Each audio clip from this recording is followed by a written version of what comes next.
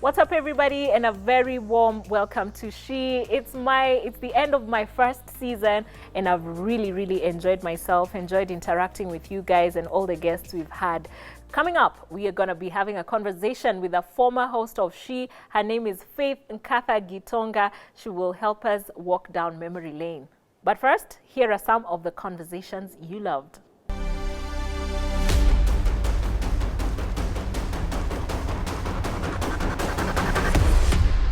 When I was growing up, I remember one thing that was repeated a lot is you must learn how to make ugali. If you don't know how to make, ugali, your husband will kick you out. So everything was husband, it was building up to family, husband, children. And so I wanted to start with the different stages of life and how they affect. Is there something you can think of that in your childhood that really impacted you? Yeah. I think I grew up in a different cultural context. My mom was not, her highest level of education was 11th grade. But yet she, for me, was a woman before her time, because she instilled in her daughters that you get your education, go far beyond what I have been able to go. And when you want something, buy it yourself. Don't wait for someone to give it to you. Why do you have to wait for someone to buy something for you? Buy it yourself. Yes. You want to travel? Travel yourself. Yes. You know, so therefore when men flash money to my children, my father took me there. You know, no big deal. I've gone there for tea already. You know, be able to say that, you know, because that gives you a certain amount of dignity that you're not overly excited about someone who comes with a wad of money. And, you know, because I can make that, you know, I may not have it now, but I can make it, you know. So I like that sense of dignity that she has instilled in us, and that sense of person and knowing who you are as a woman. Yes. Love and marriage are two different things. Yes, they are. Tell us more. So, love is a feeling. Yes. It's a feeling, and the interesting thing about feelings is that they just need a trigger, and the feeling can change. But in marriage, it's a commitment. It's a commitment. It's yes till death do us part. And what is this death in our marriage? Is death when you become sick? Is death when you become broke? What exactly is it? And does the other person also perceive it like you do? Because when you get married, you become one flesh. Yes. But with love, you can always love other people. Yeah. You can always change how you feel about someone. You can define. So I find that what I see is that people feel that love should be the key ingredient to actually get into marriage. But I feel that when you look at it from that perspective, you completely lose the picture. Because it's all about commitment to this one person, commitment into let's make this thing work. And what exactly are we making it work? It's you have your dreams, you have your fears. Can I relate with them? Can I contribute into them? Can you contribute into mine? So walking that journey of life together. Right. I wanted to ask you, Esther, with all the issues you were going through, you've gotten a child, but it's so far from what you expected. How, in your view, did your husband take it? What were some of the struggles he faced? He really was a pillar to me during that time. In fact, he was, you know, even after giving birth, and it was an emergency cesarean, so I didn't get to see my baby immediately. So when I woke up the next day, is when you see most moms now, the nurses are wheeling in the babies, and you're like, where is yours? Where is yours? Because my pregnancy was good. There was nothing that indicated that there was anything wrong with the child. So I was expecting my child to be wheeled in, but she wasn't. So that's the point at which I was like, okay, I need to go see her. Where is she? She's at the NICU. So when I had wanted to go on my own, they're like, no. Your husband has said you wait for him. You kind of make this a moment, you know, of doing this together, seeing the baby. And I'm like, okay. I went across the whole NICU. I didn't spot her. Coming back is when I spotted my name on her arm. And she was completely disfigured. And I can't imagine a situation where I am seeing my child for the first time and I'm alone. It was just shock of, no, where's my baby? I can imagine. Where's my baby? Yeah, because what's all this? What's going on? Why is she lit up like a Christmas tree? And literally, because there were lights, they're monitoring all sorts of things. And I'm like, this cannot be my child. My child was fine. My pregnancy was My pregnancy was smooth. In fact, I'm so surprised all of you, your careers had taken off. Mine was failing. So I was like, I think let me get my child now because let me give myself a break. I was excited about my motherhood journey. I was in it.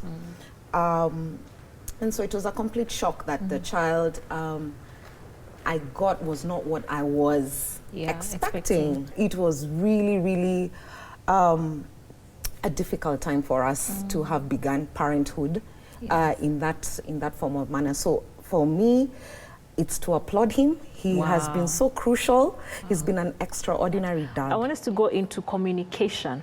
How do you communicate? So like maybe in the younger years, if a guy is not texting you, you're gonna have, if he's not texting you enough, you're gonna have that conversation of why didn't you reply my text, blah, blah, blah, blah. So now if he doesn't reply your message to your satisfaction, you know what I mean? Like there's that level of communication that you expect and maybe he's slacking off. How are you gonna deal with it? You're smiling so brightly. I think you have an experience at the tips of your fingers. I remember when I was younger, relationship meant I wake up to your good morning message and you ask me, baby, did you have lunch? Did you have dinner? And now when you ask that, I'm like, damn, leave me alone. I mean, I'm eating, I'm okay, look at me, I'm healthy. Okay, no problem. So it's so changed. Like communication has totally changed. I don't want someone like a hawk over my head. I'm not that juicy piece of meat that you have to come and carry away, you know? So I really need space. Okay. Which investments have helped you so far in your life the most? I thought you'd say academics or, you know, career or land, but you didn't mention any of that. So which investment really matters? I'll tell you something. Human beings want to be relevant and significant. Okay. So any investment that make you relevant, even in your old age, people want people to tell their story. You know, you want people to listen to your story and it makes sense, connection. So relationships, to me, are the investment that matter. For sure, you must invest in ways that keep your mind alive and alert.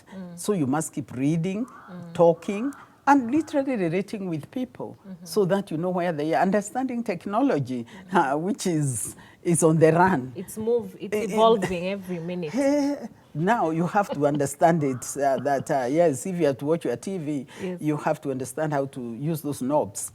So the thing is, you need people. You need people that will tell you what is the latest and where are we. We need people to talk politics. So that you have connections. So being relevant, being significant, even when you are 110, you want to feel relevant. Maureen, your situation is a bit also complex because your parents divorced when you were young, and then your daddy died, and then your mom later on passed on. What was the situation like for you when your mom passed on? Because we grew up being raised by my mom, and I remember she died on that last day when I was coming from school. You know, I just cleared my last paper. When she was buying this piece of land, they told her that she cannot put up a structure like the foundation of the house without having a witness. In my community, they don't believe that a single mom can just put up a house. You have to have a husband. So she didn't have anyone. So I don't know where she got this mom from. So that was the witness. So the family of this guy, they came and they carried everything. They put her down because she was lying on the couch. So they put her warm body. You know when you've just died? They just put her body down and they say, people will come and steal these things, so we need to go keep them. So they swept the house clean first. So they put her they put her body. I didn't know whether to cry, you know, or you know. So there was that confusion, and they carried everything, and so we were just left there with mom, you know, with that dead body there. That is so much. Where? What I'm feeling actually is a bit of sadness because it means that that somewhere this profession that I have has failed both of you. The law, the government has failed you in the things that you need to do. And what I wish would have happened is that there would have been, to a certain extent, you know, that the government would have come in the sense of police, because this is theft. You cannot walk into someone's house. and take their things and walk out. Yeah. There is a court process that we do when people interfere in a deceased person's estate, and you can be found guilty and you can even be given a jail term. Because at the end of the day, that is completely against what you should do in the law. Oh my goodness, can you believe it? It's already time for the break. If you're watching us on YouTube, remember to leave a comment down below. Like, share, and subscribe. And if you're watching us on TV, send your comments to our WhatsApp line 0786 316 316. Don't go away. We'll be right back.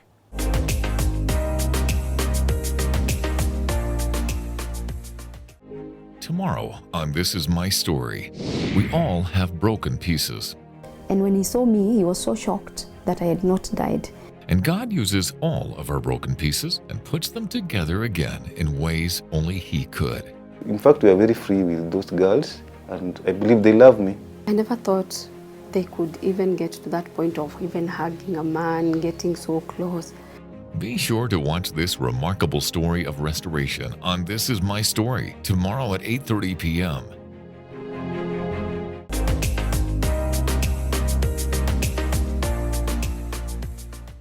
Welcome back. We're on She, and in case you've just joined us, Karibu Sana. If you're watching this on YouTube, remember to click like, share, subscribe, and leave a comment down below if you haven't already. And if you're watching this on Family TV, Karibu Sana. Tonight is the season finale, and with me here, I've got an amazing guest. Her name, she's actually not a guest. She's a former She presenter. Her name is Faith Nkatha Gitonga. Karibu Sana. Thank you. Thank you very much. Let me start from you coming to Family Media as a host. You didn't start with She. So maybe you can just tell us what your first encounter with Family Media was. So I've been a Family Media and Family TV addict for as far as I can remember. Like soon as they went on air and I got born again in high school. And you know those days there was not too much on gospel stuff. Yeah. So you find Jesus and you're like, where do I get like Jesus stuff? And so there was Family. And so I knew what show came at what time, like I knew the program offered. So one day I'm watching and I see an ad, you know, would you want to be a presenter? You know, please, you know, like this is the number, show up on this day. And I'm like, I'm gonna go for this. And I was in campus then. And I tell my dad, please give me transport. I need to go to Nairobi, because of course I was in Nairobi. I grew up in Tigoni in Limuru. You know, so I'm like, yeah, I need to go to Nairobi completely. Yeah. And my dad is like, to do what? You know, I also grew up in a very strict home. Probably by the time I used the first matatu, I was a grown-up, you know. So he's like, no child of mine is blonde.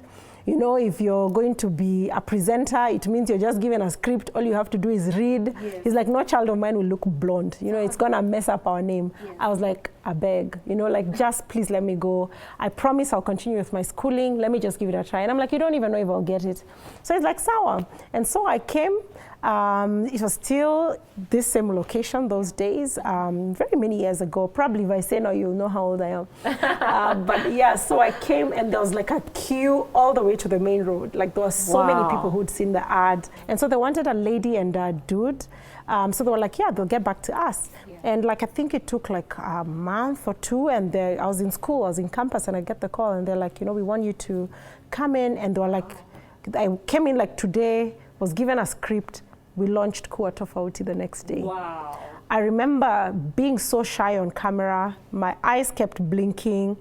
That's when I noticed that then, because I think over time I've been intentional not to do a lot of ahs. And so then I'll do a lot of those. So I'd be like, so the show, and then I used to do this thing of Kuwa Tofauti. People still diss me with that till today. But you know, it was, people didn't know I was just uncomfortable. I didn't know what to do with my hands, but it became a thing, so I just kept it, you know. So yeah, so that's how I joined Family. It was a walk of faith. And yeah. Can you remember your first encounter with our CEO? Wow. I think when I came in that, like today, and I'm told I'll start the show tomorrow, I met him then, and he's like, my expectation, you know, with his voice is that you will rock this, you know, like make sure we have every young person watching Kuwa Tofauti and all that. But what was such a blessing is that he said that he knows that I don't have experience for this, but he knows that I can do it, you know, and that just blessed my heart. You know, that genuinely, I was just a random chick brought up in a farm in school of business, studying business, you know, and he's like, you know what, I see something there, you know, and he, you know, with my acne and, you know, badly done makeup and random clothes that I thought was so cool, FYI. He's like, you know what, I think you can do this. Yeah, so go make it happen. And it's so amazing that I remember I started off doing TV. He's like, I like this girl, let's put her on radio. So just like that, he put me on radio, and radio was live. And I did 1 hour quarter tofauti on radio. In no time, it moved to 4 hours. Wow. And God just You bless really him. grew. Yeah. Okay, later on we'll touch on the work that you're doing for mentorship. Sure. So, you know, now coming from quarter tofauti, I think your media career built up to She. What is your first show like? When I started She, I'd taken a break, gotten married, got into the corporate world, had babies. So like I'd gotten a bit rusty. And so this first show, you know, and like, is there a way to prep for a show? Really? Like there isn't. You know, so I show up, so there's this lady with her fan, and then there's another lady who used to be a presenter, and there's another lady who, of course, like had kids, like starting off in campus, like such deep stories. It was like a solid panel.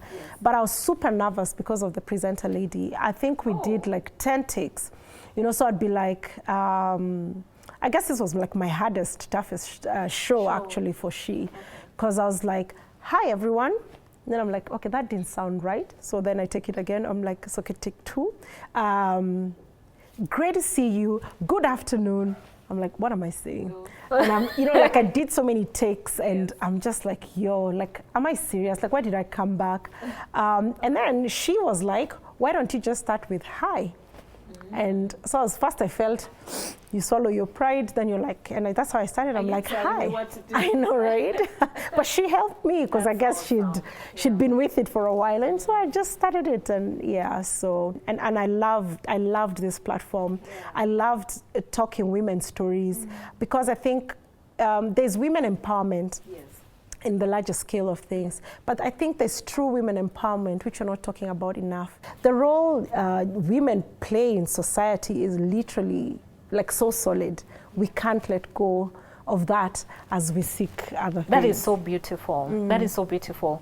I would like to go into what role exactly that is, because the temptation is to put a label on it, like mother, wife, CEO, country director. Guys, she's the country director of a leading fintech company. I had to throw that in, among many other senior positions that you hold. And you know, as we look at you, we might be tempted to believe that that is what wholeness is.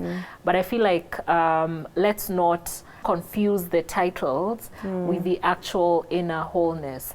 So what is wholeness of a woman for you? That's a very good question. Maybe I start by giving a story. I got into senior roles as I was getting married and starting to have children.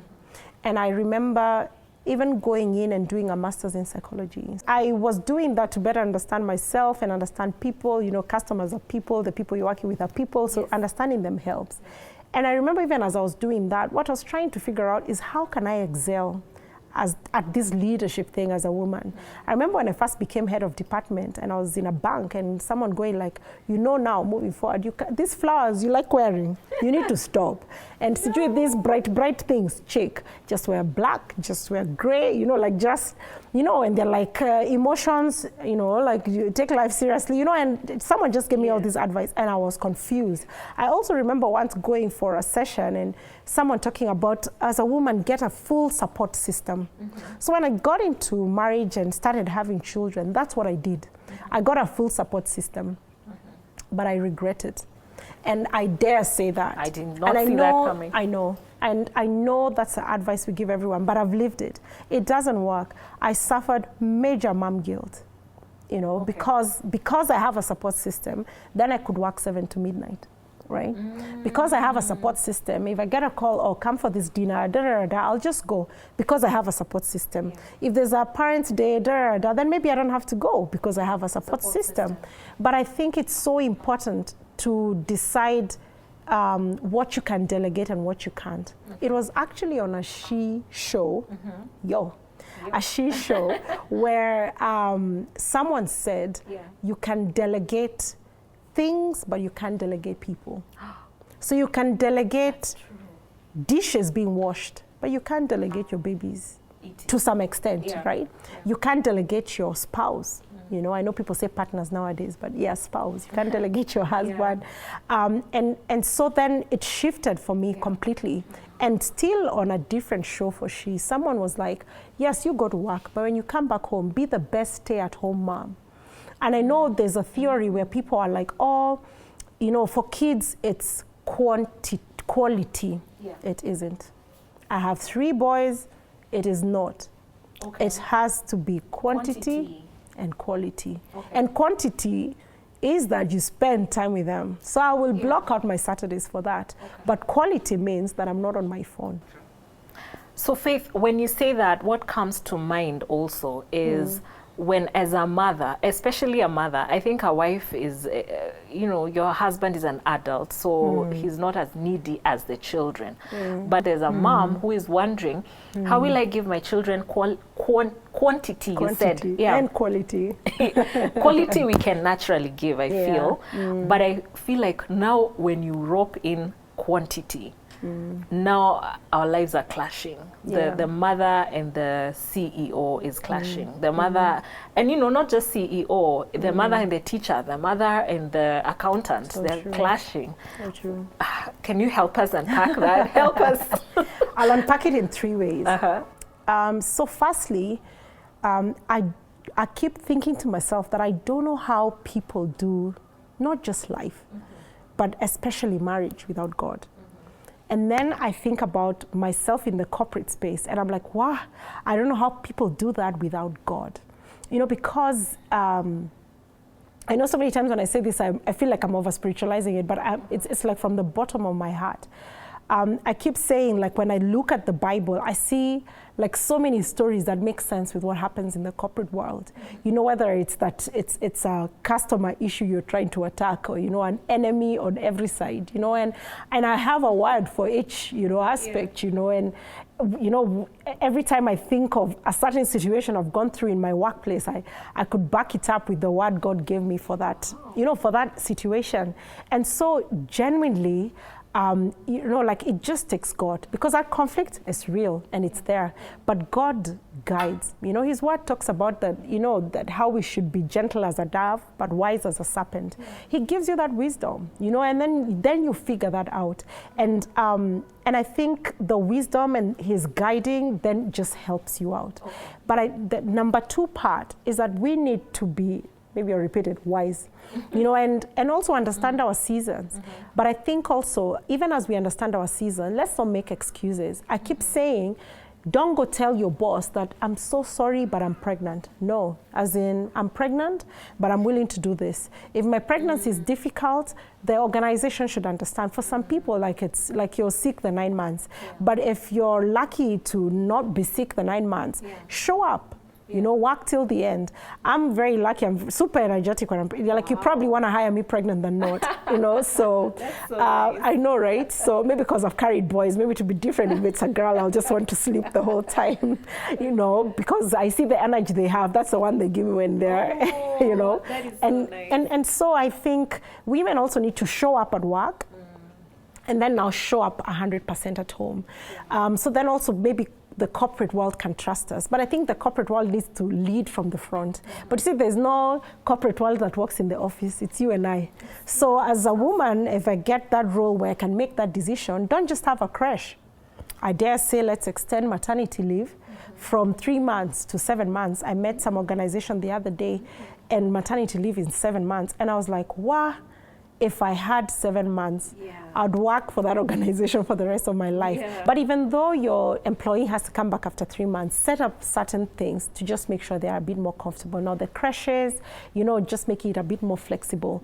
But I when I say that, I also say, as a woman, don't also take advantage so that your boss is just there going like, is this jig even working? You know, also just make sure you are, like I said, 100% at work and 100% at home. And the third thing, and that I think is very important, jielewe, like understand yourself. That's true. We're different. Totally. So I think there are some people who are generally maybe can take more than others. So also understand your season, your type of personality, you know, and things like that. So then you know how much you can take at certain times. You know, I'm able to also handle a bit more by God's grace. And I think I also perform better that way. I feel like one of the things that really, really, you know, builds a woman or breaks her is marriage. And as we wind up, I think, you know, you mentioned and you said you need Jesus for marriage, or I would say, or even for the lack of it, if you're single at a certain age, or if you're single parenting or co-parenting, you still need Jesus. So, you know, I think maybe we can just honor the men in our society. With me, maybe this can be your parting shot. Okay. How have you made marriage work with all those balls in the air? Okay. You know, I'm laughing because, like, right here on this show, we did shows about baby showers and even bridal showers, and just trying to give advice. And why I'm smiling sheepishly is that if I'm totally honest, and maybe I need to apologize to everybody at home. Like, I genuinely think anyone, I know I get called to so many places to speak about marriage as well. I think the advice that I gave, you know, like year 1 to like 5, was like semi-nini, you know, like, you know, because I think in my first 5 years of marriage, it was just different. Okay. Of course, very important and all that, but I think I'll still, I don't think I'd face real marriage. You know, I remember having conversations with my pastor and going like, you know, us guys don't fight, you know, and I'm complaining, you know, why don't us guys fight? Yeah, I didn't know what was coming. You know, so, and I think you reach that place in marriage where, like, you almost kuzoeana. I don't even know what that word is in English. You become like siblings. Yes, you know, so then maybe the respect, the honor, the submission, you know, and I don't mean submission being a doormat, let me just throw that in there, but like just proper submission, you know. We know what you mean. Yeah, you know, I keep saying I don't have to serve tea in the office, but I'll serve tea at home. At home, yeah. Then you get to that place and things just start to shift. Then you're raising kids and, you know, you want to take your kids to this school. He's saying, Siju, we take the child to this school. You're disciplining the child. You're like, yo, you just spanked that child like he's not yours. You know, and like there are all these differences about money and, you know, family and etc. And so I think now I think I turn 10 years in Feb next year. And I know, praise the Lord. And I think now I understand a bit more, you know. And so I could say it's so important, I know this is cliche, to just keep God in it. And let me break that down. Keeping God in it is, you know, like you listen to the Holy Spirit telling you faith. You don't have to use that word and that you don't use it. Because so many times we just think it's praying together, which is important and all that. But it's also just letting God work in you. I keep saying the person who truly knows me is my husband. Even my family, they think I'm the sweetest. Ask Kelvin. His name is Kelvin. Yo. Yeah. You know, there's some things I'll do. Even me ask myself, what did you just do? And I'm even there like, by the way, I'm so pissed off I could do it again. You know, then I'm like, Lord, just deal with me. You know, and so it's those sort of things. But maybe what I should say is it matters who you get married to. That is true. You know, because you should be able to do more for God together than when you're apart. Thank you so much for making time for us. You are an amazing person. Thank you, and you too. Thank you. Yeah, thank you. Oh, what a beautiful way to wind up this season of She. It's been amazing. I want to thank the entire crew, the super producer, Sheila. Good job, and all the guests who have made time for us. It's been an amazing, amazing season. I don't know if there's something we've not touched. It's just been awesome. And with that, let's take a look at some of the fun times bloopers that we've had right here on She. But from me, it's good night.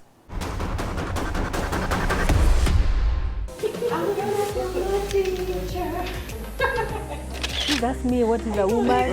I've already processed the answer. Guys, wacha tu nijipange kidogo. Can we take water? We're thirsty. Nina, you're just seeking attention. Fresh, insightful, and in-depth stories from current affairs, opinion, inspiration, lifestyle, church-related articles, and so much more on www.familynews.today. Insights at your fingertips.